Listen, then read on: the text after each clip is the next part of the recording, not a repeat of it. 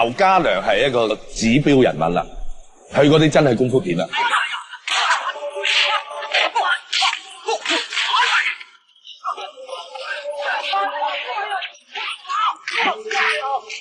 以前我们常常拍动作是把格数调得快一点，所以他们打起来比较爽一点。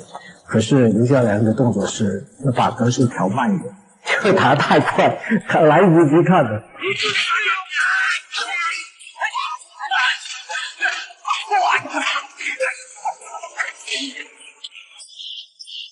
大家做一个什么打，我一定给你过。我一打的时候，每个人就看我。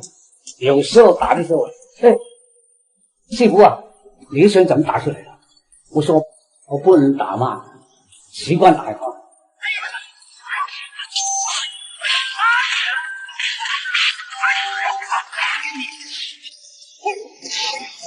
劉家良咧初拍嗰陣時，佢係真功夫啊！真功夫拍出嚟要好睇咧，你又一定要拳拳到肉。